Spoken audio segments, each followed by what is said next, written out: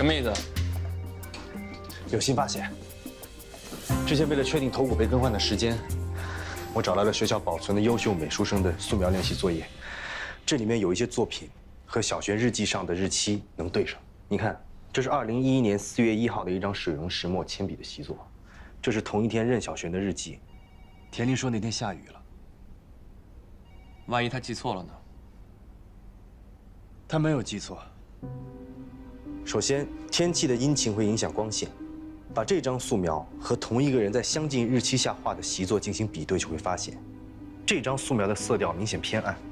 一个优秀的美术生，在短短几天内，对同一个素描对象的明暗质感把握，是绝对不会出现这么大的差异的。再者说，湿度对铅笔的着色效果影响很大，在空气湿度大的情况下，素描的色调会偏暗、偏滑腻。这两笔一对照，差异就很明显了。而且我还在网上查了这些日期的天气记录，剩下的这几篇日记记载的天气情况，都和事实不符。还有，这几篇日记的内容，都有一个共同点，都有那个神秘的男孩。这说明日记中跟那个男孩有关的描述，都存在一定的虚构。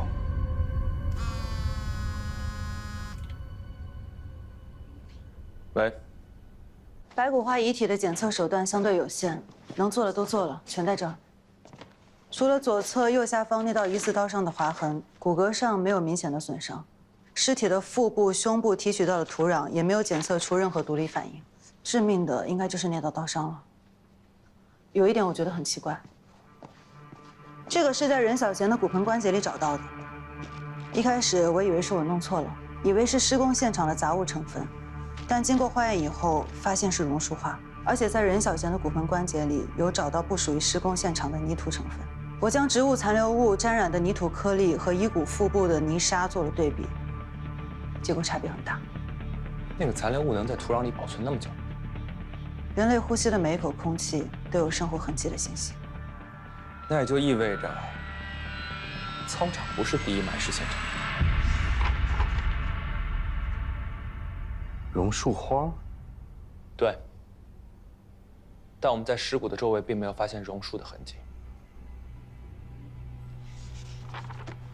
这些是任小璇遗物里所有的画作，其中好几张都画有榕树。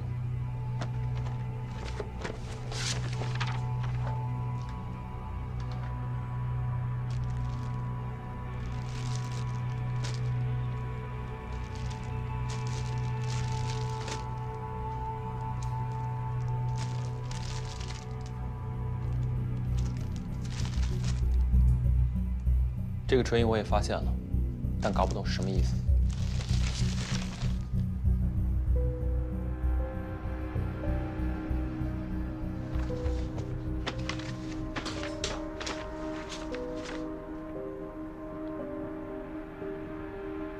形状基本吻合，是任小璇的。看来他是特意擦上口红印上去的。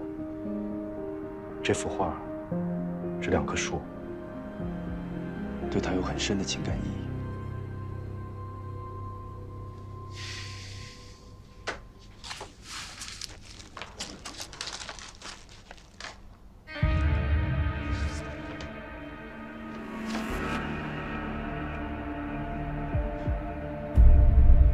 这上面还有另一个唇印。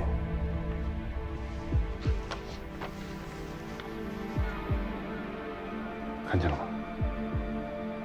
这个唇印是那个男孩的。拿下。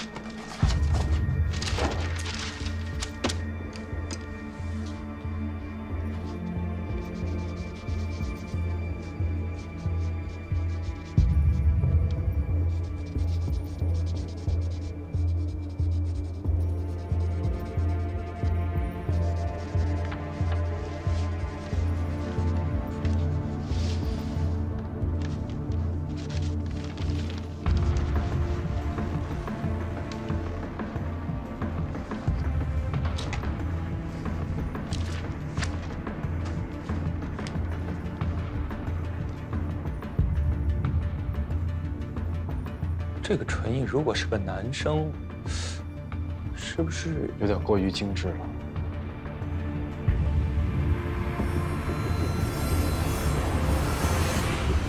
这张唇放在一个女人的面部构造上，更合适。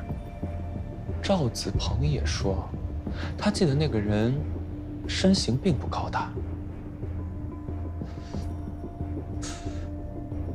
但任小璇在日记里明确的是用了男他，他自己也说喜欢的是男生，也不是不可能。这个男孩每次出现在日记里的时候，天气都是假的。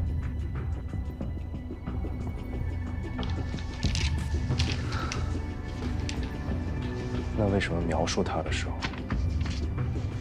性别就一定是真的呢？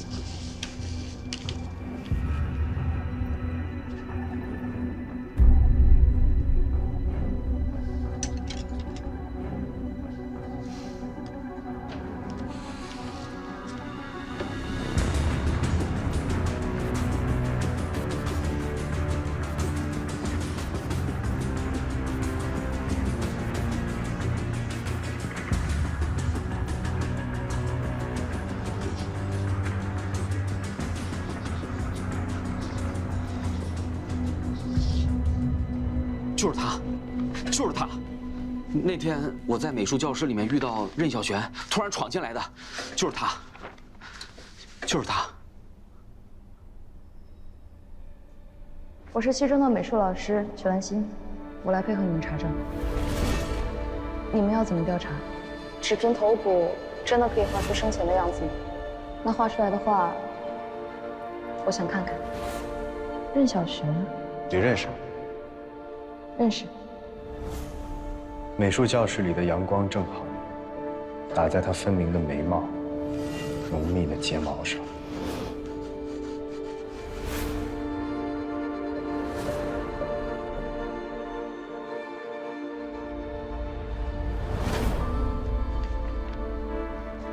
我始终没想到，竟然是他。我更没想到。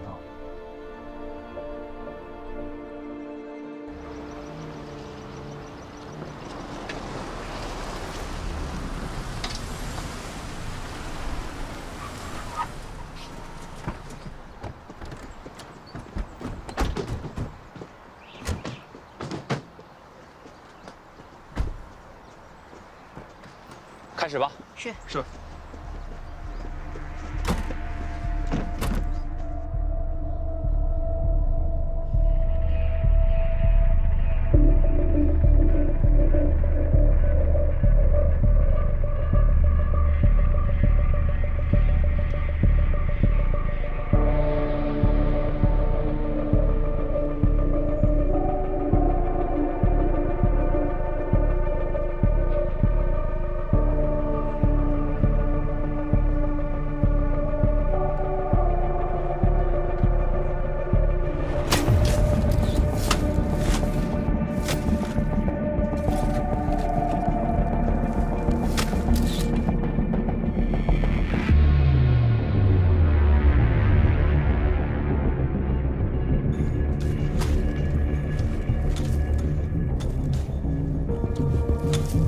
陈队，有发现！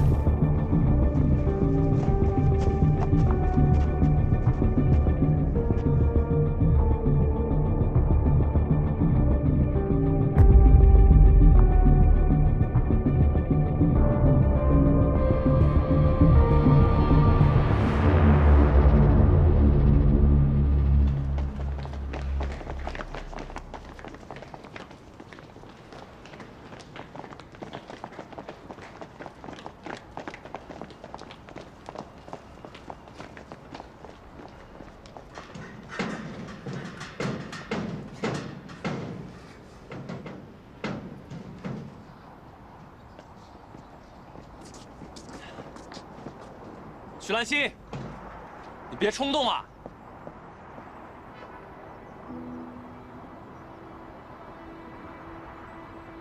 这是我之前试着画的任小璇的肖像。4月1号那天下雨，你在篮球场打比赛，他为你加油，但我总觉得自己画的不太好。你能帮我完成吗？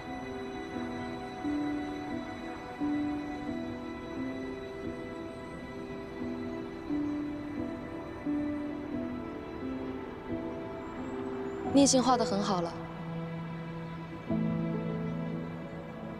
这不是小璇想要的，小璇想要的是你画的他。他发自内心的笑容，没人见过，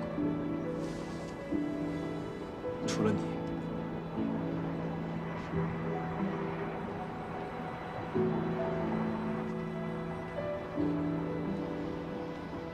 我想跟你单独谈谈。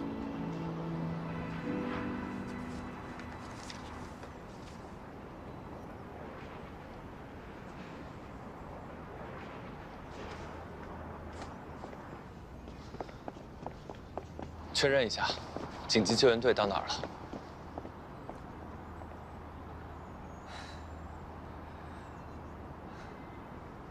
头发剪得不错。你想跟我谈什么？你先过来，我们慢慢聊。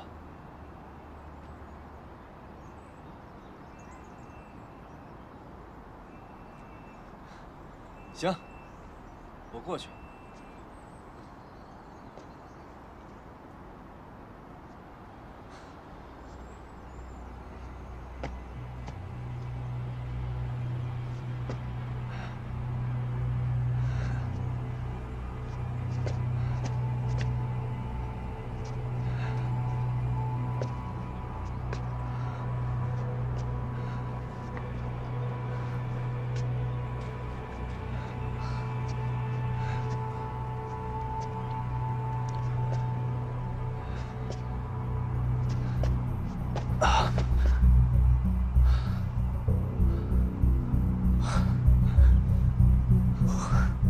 我确实有点恐高，咱们能不能坐下聊？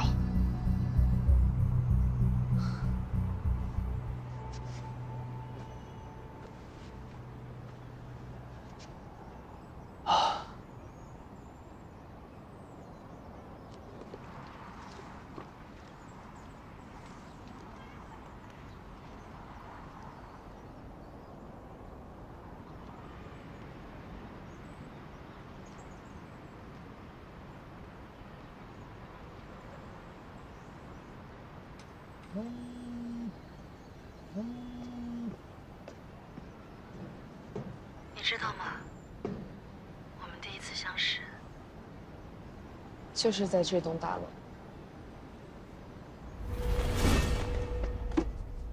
你的这个暗面呀，太平了。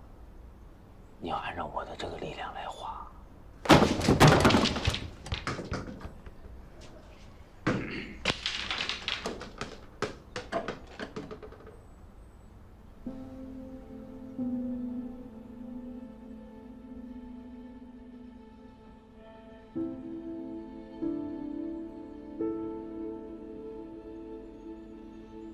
或许从那天起，他就把我当成了他想象中的人。可惜，我让他失望了。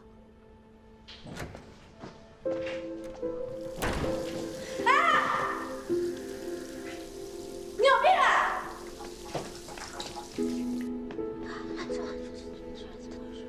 我知道，我从小就跟别人不一样，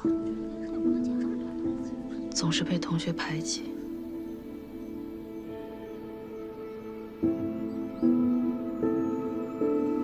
但是我不在乎。可是，并不是每一个被排挤的人都不在乎。哎呦，你看这个公主，长得跟任小璇一样。任小璇觉得她就是公主呀，还在做梦呢，真的是。你给我，生气了。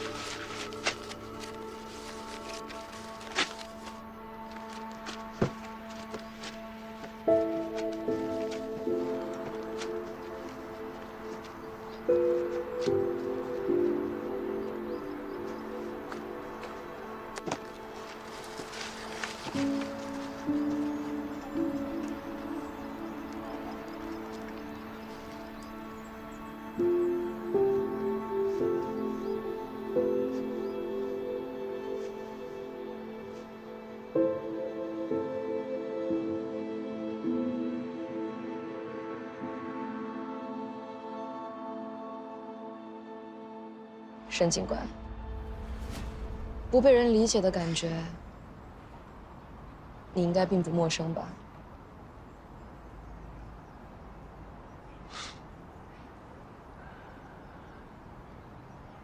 与众不同或许很难被理解，但应该被尊重。可惜那个时候，他们并不这么觉得。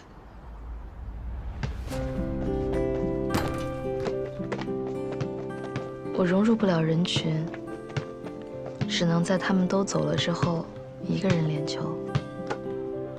而小璇会在场边静静地看着我。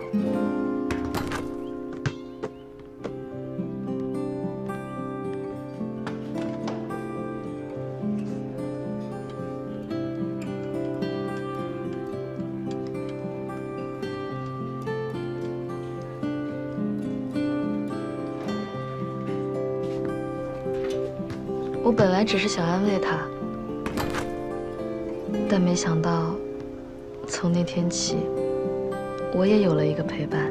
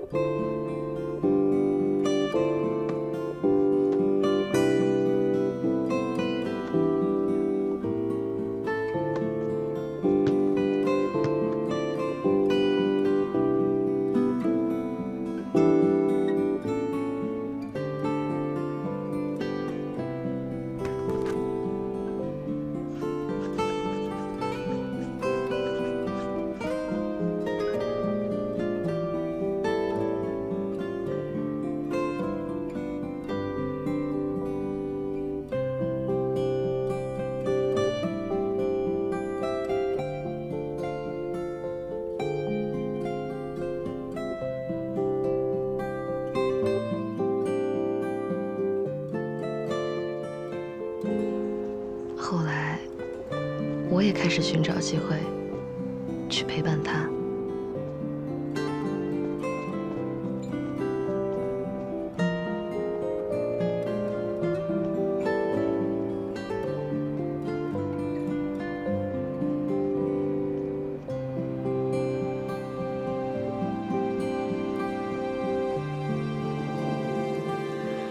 几个月来，我和他距离最近的一次，就是那个雨天。我默默地跟着他走了很久。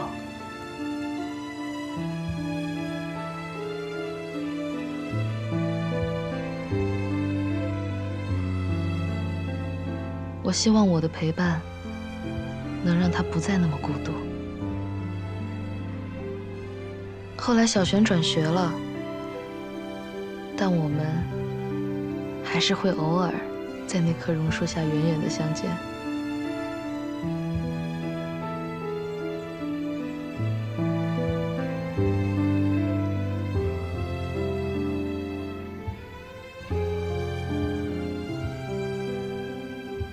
茫茫人海中，平淡无奇的我们，却在彼此的眼里散发着光。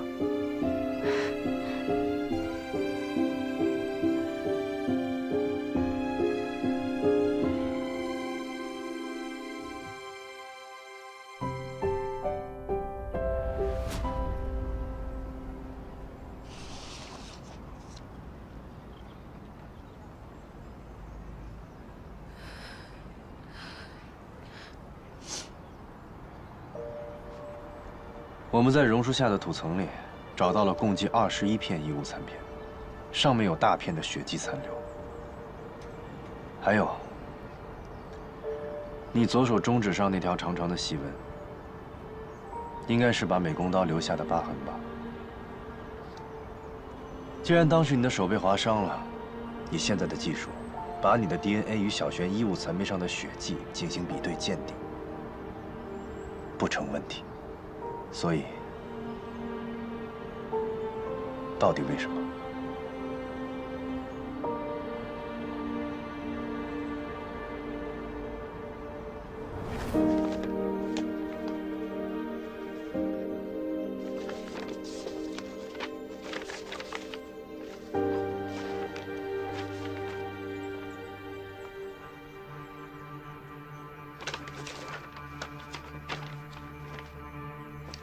我只是一个不喜欢穿裙子、喜欢打篮球、喜欢剪短发的女孩。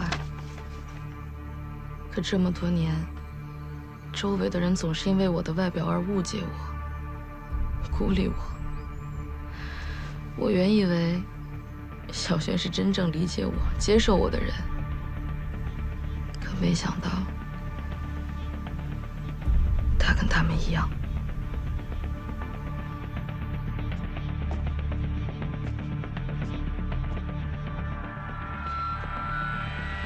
那天，我约他在榕树下见面。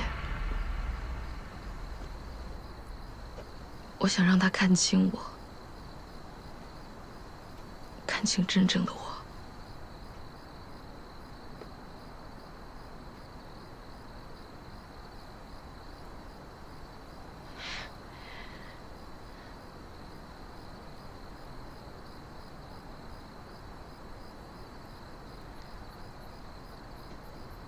等很久了吧？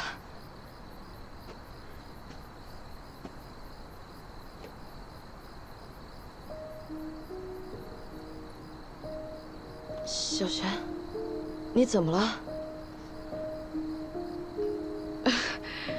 是我啊，曲兰心。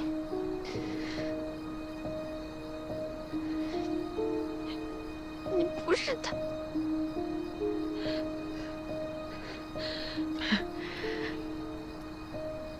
是我，你不是他。在榕树下送你糖果的是我，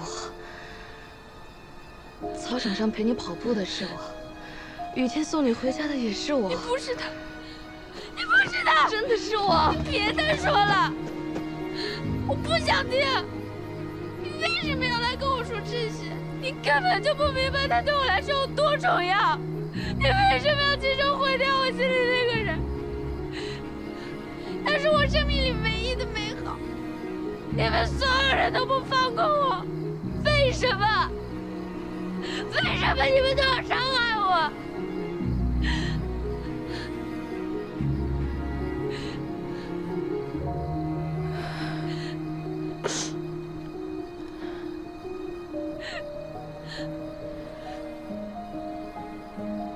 对不起。我以为你可以接受真正的我，我不想再看到你欺骗自己。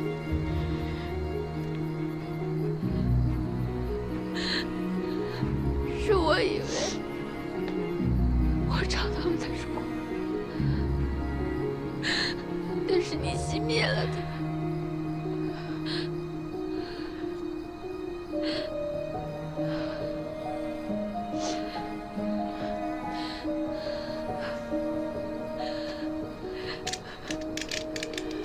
很多时候，真相比谎言更残忍。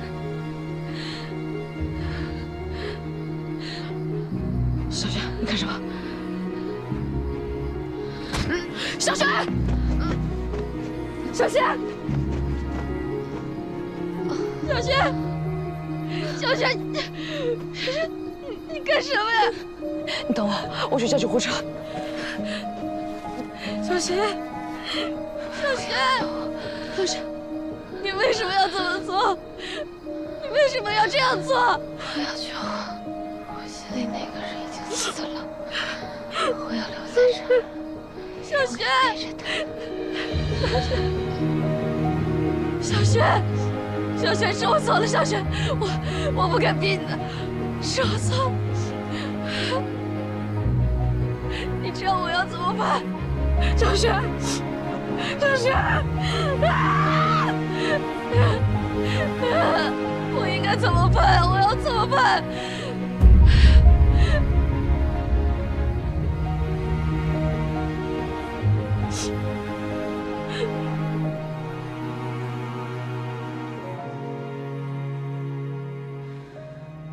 那天死的是我们2个人。任小璇是自杀，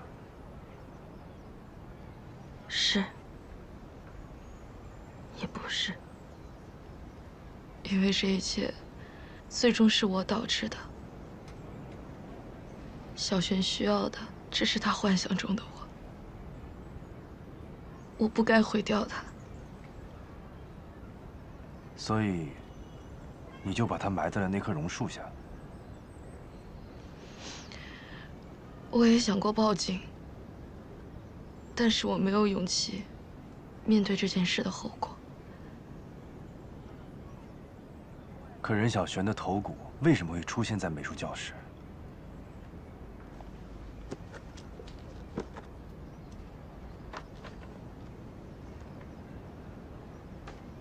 上大学后的每一个假期，我都会到榕树底下陪他，直到听说市政要在那里修一条大马路，我就把小璇迁到了离我更近的地方。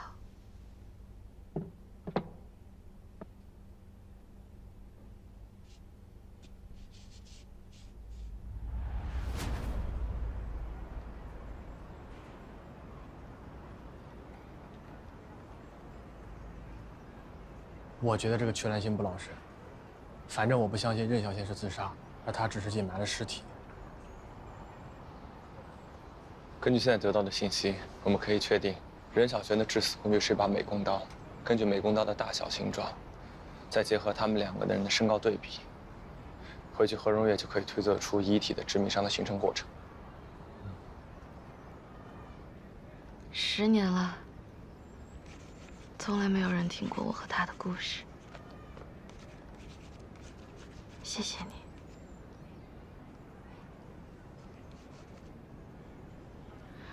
或许小璇眼中的我，应该就是这个样子吧。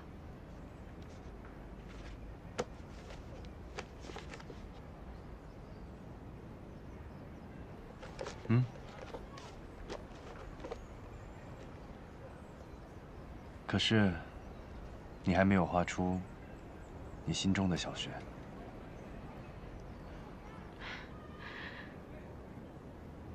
我画过了。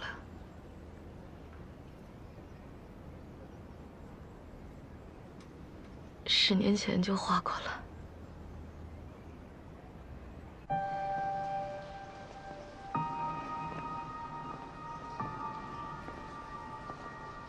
在背面。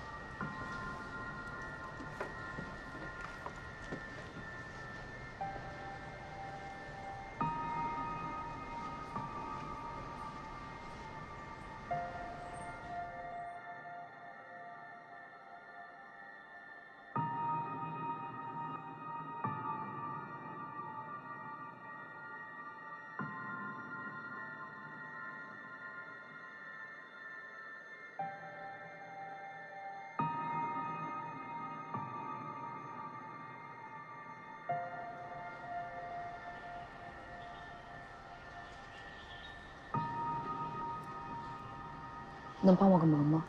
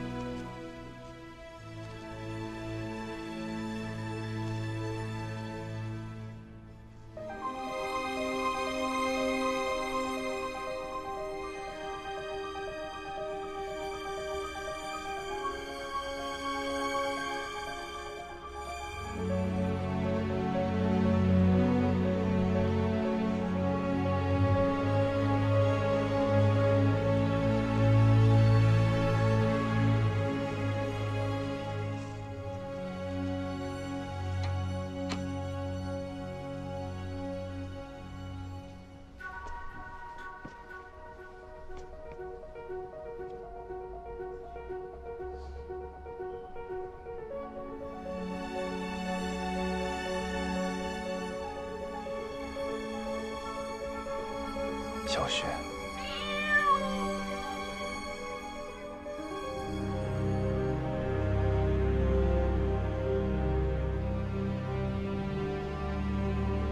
小璇，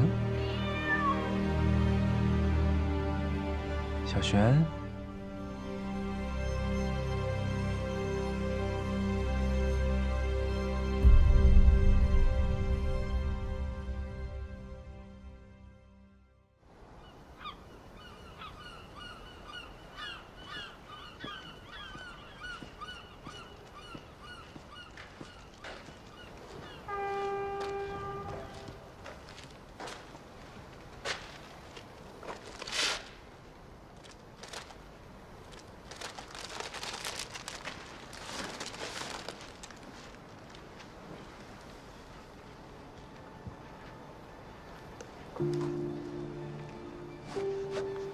想不到，话也会变老。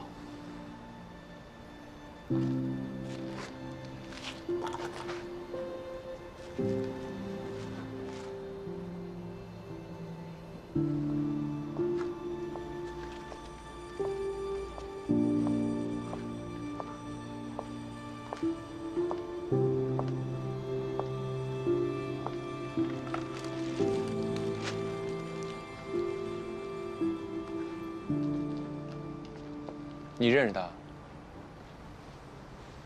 我认识画他的人，每年这个日子，我都会来。这会儿，不抽烟。你们警察办案不用抽烟的吗？你怎么知道我是警察？我们见过。陈毅，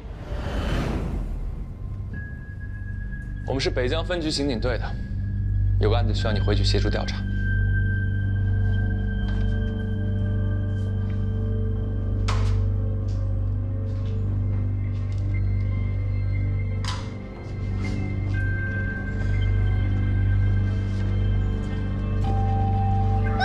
蜘蛛！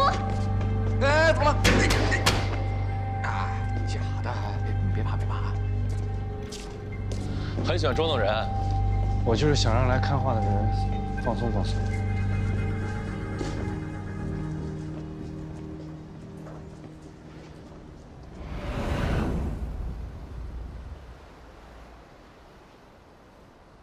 你变化真大。后来找沈毅画画的人，抓到了吗？那张脸，他就是画不出来。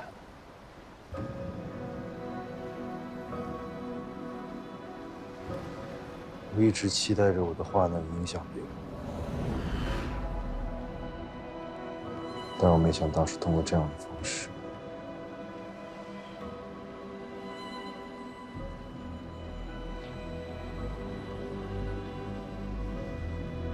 其实美术史也一直在记录犯罪史，就像卡拉瓦乔，他杀人逃亡，但是留下了传世的杰作。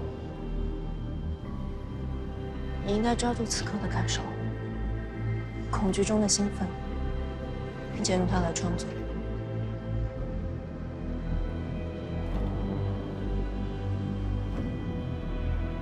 我不是卡拉瓦乔。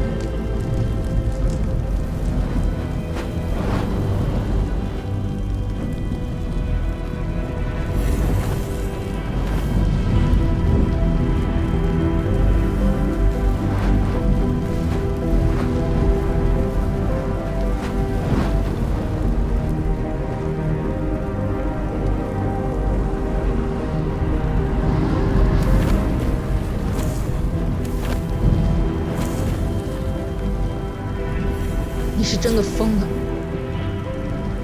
这就是你选的路吗？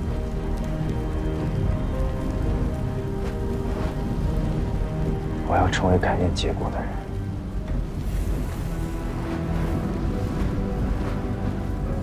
那年的大火烧掉了他全部的作品，从那之后，他就从美术界彻底消失了。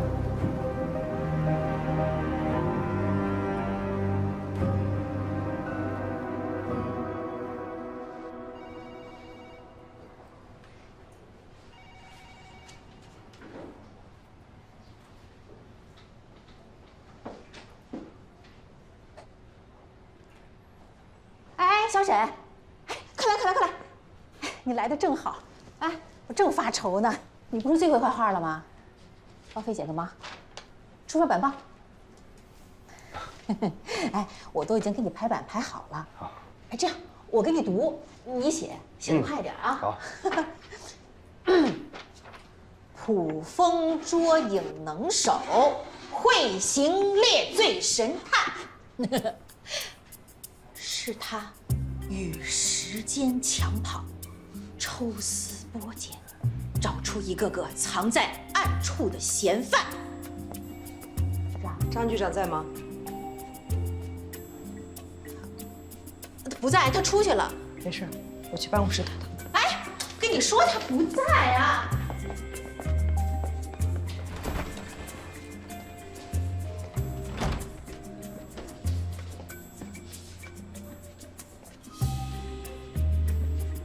捕风捉影能手，会行猎罪神探，不可缺少的刑侦人才。你还真下得去手啊！没见过这么自己夸自己。菲姐的要求，谁能拒绝？当年叱咤美术圈的天才画家突然消失，7年后在我们分局出黑板报。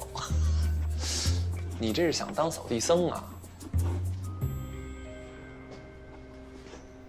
我今天遇到一个人，有没有兴趣了解一下？